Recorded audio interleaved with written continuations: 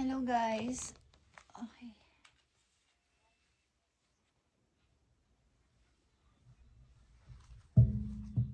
Para to sa mga Scorpio guys, okay? Sa mga Scorpio. Message, unahin natin lang yung pag-ibig Scorpio.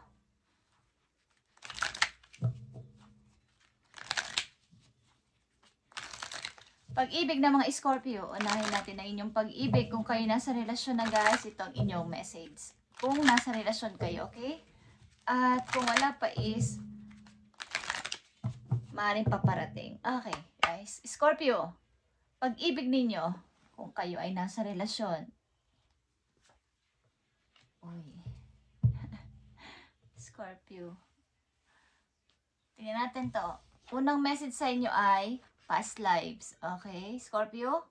We reunite with your love once over and over again through many different lives. Okay. Scorpio, nadidiling kayo sa taong ito ay galing sa past lives. Ibig sabihin, ito ay para ring soulmate. Okay?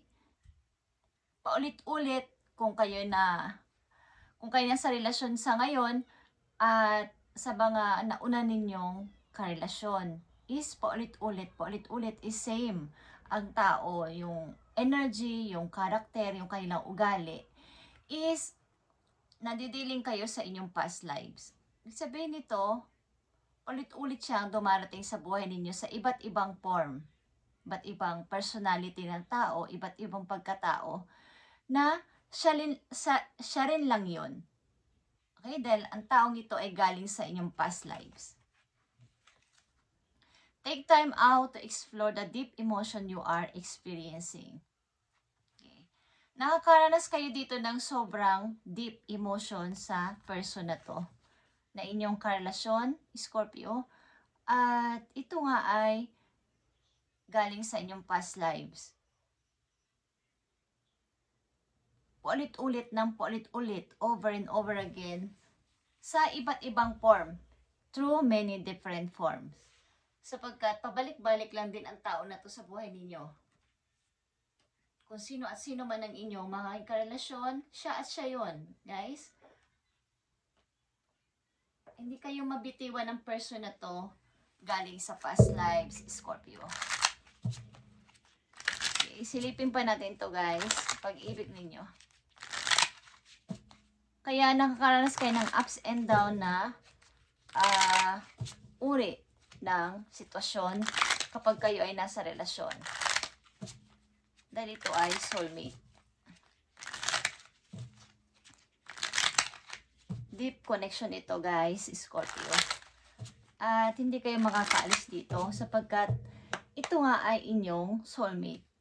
Okay? Message sa inyo ng person na to, na inyong karelasyon, Scorpio. I need you to help me. Okay. Nangangailangan siya ng help ninyo guys. Any kind of help. Ito man ay sa emotion, okay? Sa kahit anong bagay na mayroon kayong nararamdaman na parang may kailangan sa inyo ang person na to. At titignan natin yan. Okay. Time will tell. Okay. May mga bagay-bagay na parang hindi nagkakatugma sa inyong dalawa. Sa kasalukuyan, parang time will tell na lang. Okay? Kung halimbawa ay kung magtatagpo tayo, kung tayo ay magsasama, kung tayo ay magkakausap, kung ano-ano. Isa pang message sa iyo ng person na to. Maaring may pinagdadaanan ang person na to na yung karelasyon, Scorpio, at hindi sa iyo masabi-sabi. Are you thinking about me? Okay? Nag-iisip siya, maybe, kung naiisip mo siya palagi sa araw-araw or sa inyong mga pang-araw-araw na ginagawa. Kung naiisip mo siya. Tingnan natin ang nakapaloob dito, Scorpio, sa inyong pag-ibig. At silipin din natin na inyong career. Tingnan natin ang pag-ibig ng mga Scorpio.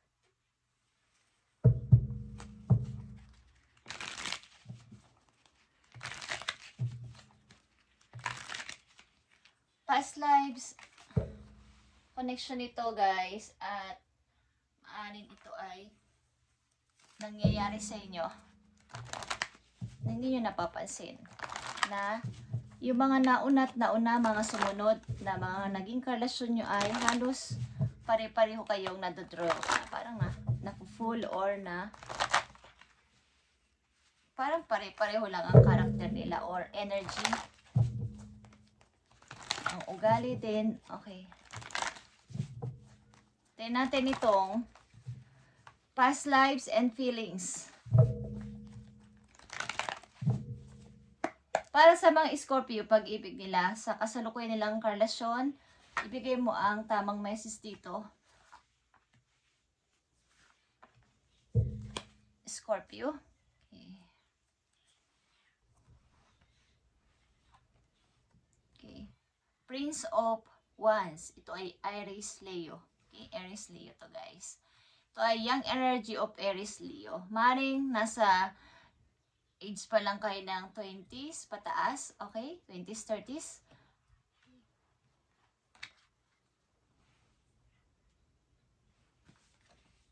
Ten of Pentacles. Ang tao na to ay mahilig sa trabaho. Or ito ay mahilig kumbaga, gusto niya kapag ikaw ay pag kayo nagsama yung maayos.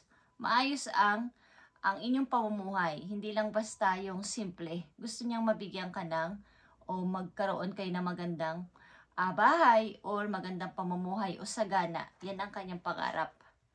Okay, guys, nakikita nyo ba ang 6 of Cups? Okay. Ito din ay soulmate.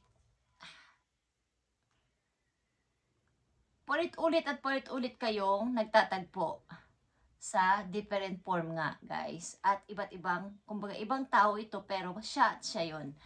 Okay.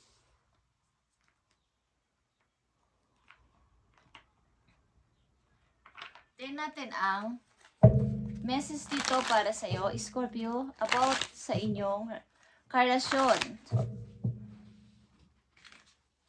Ano ang kanyang intention at ano ang kanyang plano para sa inyong dalawa?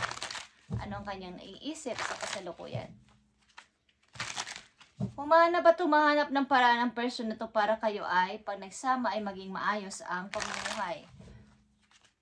Aring, kung ito ay nasa relasyon kayo na on and off ay pabalik-balik talaga. Kumbaga ayaw niyang mawala ka sa buhay niya. At sinusuyo ka kahit anong mangyari. Kahit na may tampuhan kayo, nag-away kayo, o nagkahiwalay na kayo, ay andyan at gusto niyang balikan ka. Kung nasa relasyon kayo na ganito ang inyong sitwasyon. At kung nasa relasyon kayo na kayo ay babago pa lang is, yun ang inyong mafe-feel. Message dito, papate, message sa mga Scorpio, I need 3 messages dito sa kanilang pag-ibig.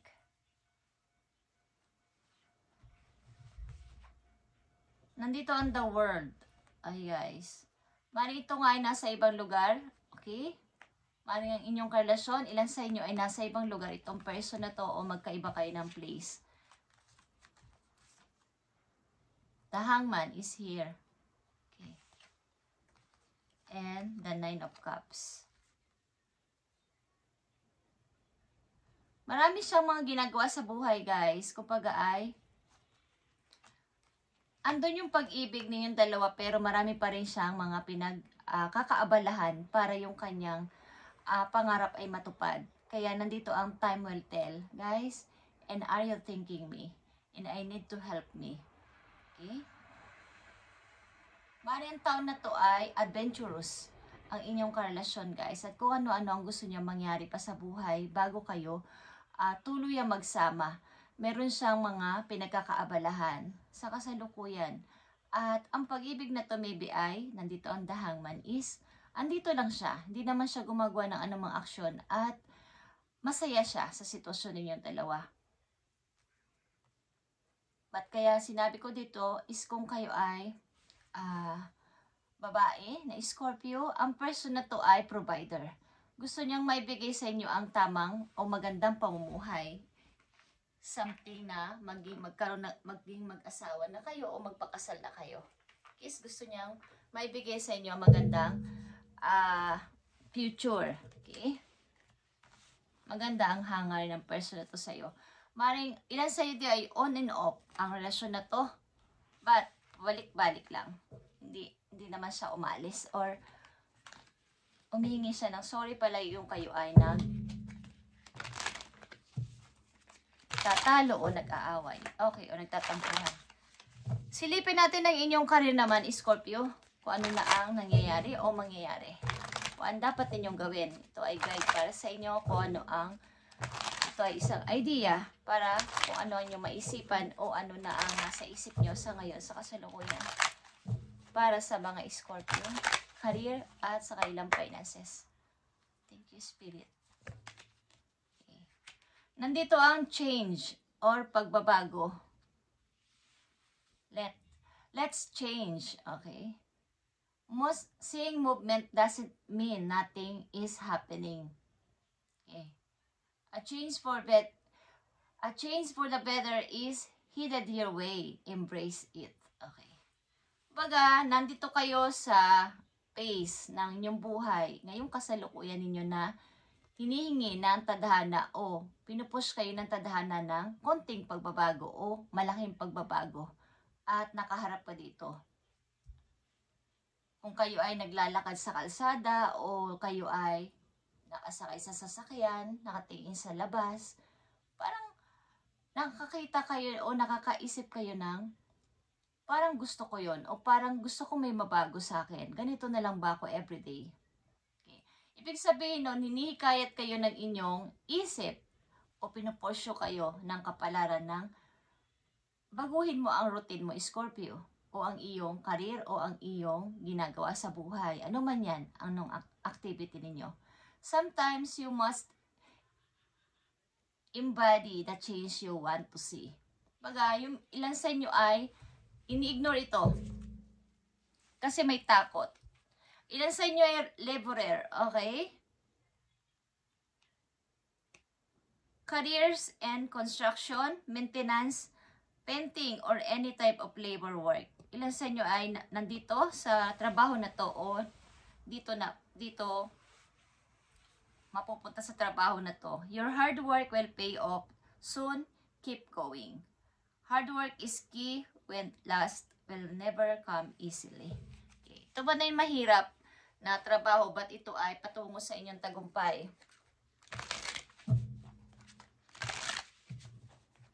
Maling kung kayo ay nakatira sa lumang apartment o lumang building, is gusto nyo namang lumipat sa maganda-gandang bahay o magandang apartment. Okay, yun ang example doon. At naiisipan nyo yun pamisa-misa. But natatakot kayo sa anumang magiging resulta kung sakasakali. But pinupursyo kayo ng kapalaran ng pagbabago sa inyong buhay o routine o career. Tingnan natin ang nakapaloob sa change. Bago pa to is ito muna, guys. Okay, sa mga Scorpio, sa kailang career or finances, ano ba ang kanilang kasalukuyang sitwasyon? Sa mga Scorpio, andito ang change.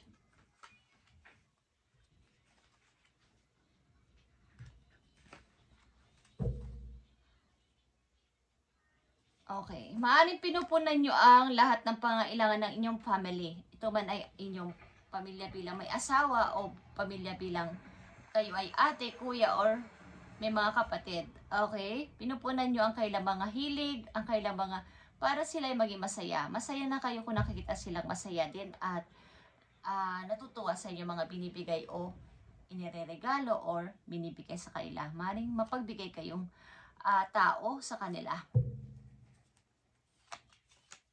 Sapagkat ang ilan sa inyo dito ay single at wala naman kayong pamilya pa.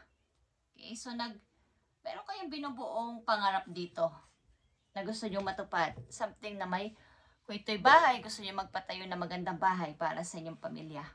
Okay. Scorpio, andito ang The High Priestess. Ito ay inyong intuition. Okay, kung kayo ay makikinig lang sa inyong nasa puso, nasa isip, is humingi kayo ng guide kay God na kayo ay bigyan ng knowledge dito. May mga plano kayong lihim pa at ayaw nyo muna itong pagsasabi. Pag may mga minsan napapaisip kayo na ganito, ganyan kaya ang gawin ko o planuhin ko. Dito, strength is here. Leo energy is here, guys. Okay. Scorpio. Napaka-busy yung person at napakadami ng inyong inaalala sa paligid. Maging napakahirap man na sitwasyon is kinakaya ninyong pakibagayan o pakisamahan. Maging mga tao man to sa inyong bahay, sa trabaho, or sa inyo mismo. Okay. Maraming nag-aabala sa inyo kapag kayo nakakaisip ng mga magagandang idea o magandang gagawin sa buhay. Maraming may mga gumagambala sa inyo. Hindi kayo makapag-isip ng tama. But now is, kailangan ko na tong pagdesisyonan o gawin. Kailangan ko nang wag magbulag-bulagan dito. Kailangan kong gumawa ng aksyon o mag-decide na sa aking plano. Kaya ito pa ay ikakagalit ng iba o ikakainis ng iba pag ito ay aking napagdesisyonan. Gusto ko na itong gawin.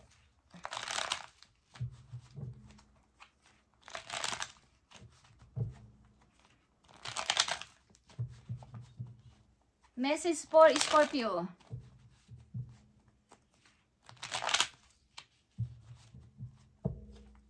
Marila sa inyo ay may nag-i-stalk. Kung kayo ay may lumalabas ng bahay o something na kayo may gagawin sa labas. Okay. Meron ba kayong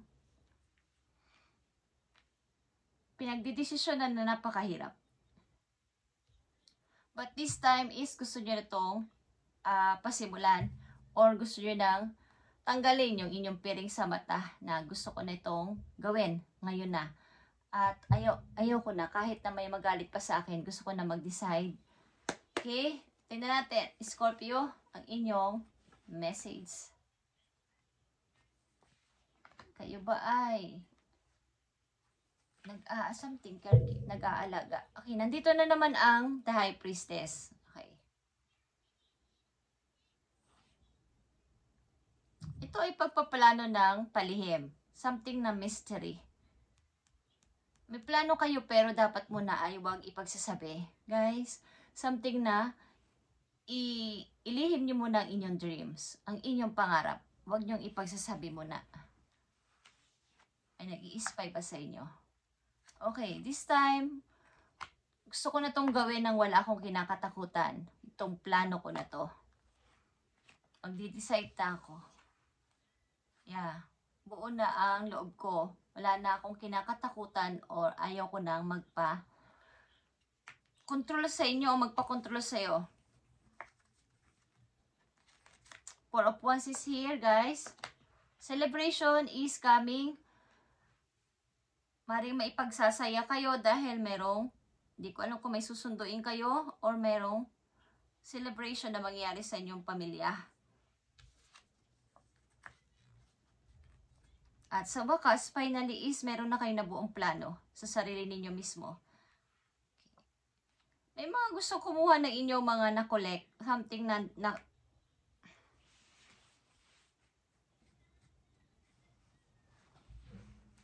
mga naipon. Maring ito ay inyong idea. May gustong kumuha o mayroong gustong magnakaw. Okay, ng inyong mga napundar. Guys, something may nag-i-spy sa inyo, Scorpio. Paparating na message sa mga Scorpio. Based dito sa kailang sitwasyon. Maaari lang sa inyo nagtitingin-tingin ng apartment, bagong apartment o bagong lilipatan.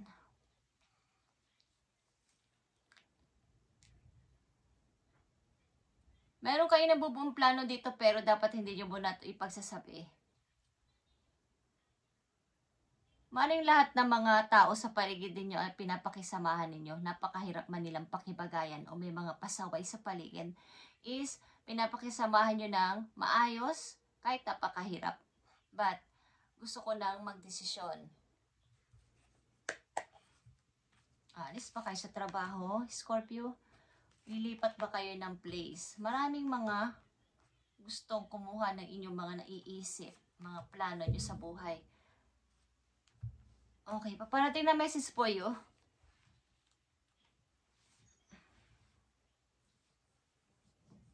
Okay, ilan sa inyo sa uumpisa pa lang sa trabaho or mag-uumpisa pa lang, something nag-apply ang ilan sa inyo at nag-uumpisa pa lang ulit na mag-ipon ng money? At andito ang Eight of Swords. Napakahirap. Ang dami kong isipin. Ang dami kong babayaran. Ang dami kong mga pupunuan. Ang dami kong isipin. At ganito na lang ba ako hanggang ako ay tumanda? Wala na akong kahantungan. Kumbaga ay same at same routine nga. Okay, at nag-iisip kayo ng kung anong bagay. At ilan sa inyo is may literal na may pumanaw, okay, sa inyong family. At napakahirap nito. Gusto ko makabangon dito at mag-umpisa ulit.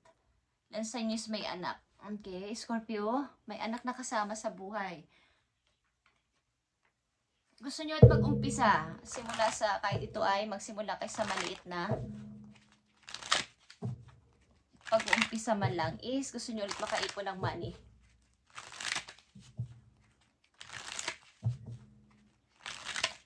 Ilan sa inyo silipat ng bagong apartment, guys? Ito ang change. Pagbabago para sa inyong lumang sitwasyon. At ang dami kasing bayaran, ang daming mga isipin, ang daming pupunuan. Hindi na kayo makatulog. Ilan sa inyo? Okay, message dito para sa mga Scorpio. Sa kailang sitwasyon. Scorpio, nandito ang B or ito ay yung bubuyog, okay? Productivity. Ibig sabihin, katulad ng mga honey, okay? Is ma-productive, para silang mga, diba nagpo-produce sila ng yung pulot, okay? So, napakarami na nagagawa nito kapag kayo naging, kumbaga, productivity ito. It is time to examine your productivity, Scorpio. Disorganization and indecisiveness may be causing you to miss opportunities. Okay, namimiss nyo ang ilang opportunity dahil sa mga isipin na to at mga taong ngampasaway sa inyong paligid. May be causing you to miss opportunities. Take a moment to prioritize your goals and get a clear view of how to get where you want to go and what it will take to get there. May mga gumugulo talaga sa utak ninyo kung paano ako ulit magiging ma-productive. Kung ano yung dapat ko pang i-produce kung kayo ay mga, halimbawa, sa isang negosyante. Hindi lang basta nagbe-base doon sa isang product.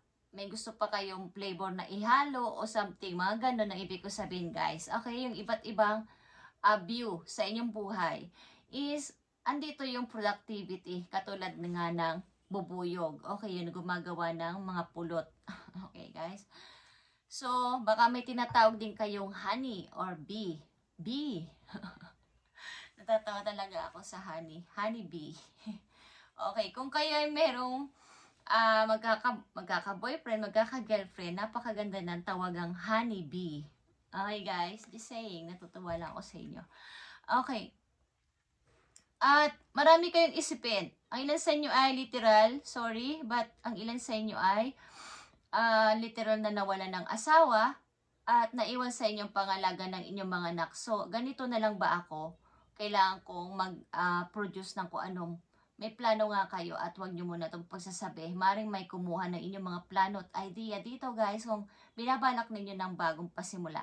Okay, guys, at ito ay pag-i-start ng bagong Scorpio.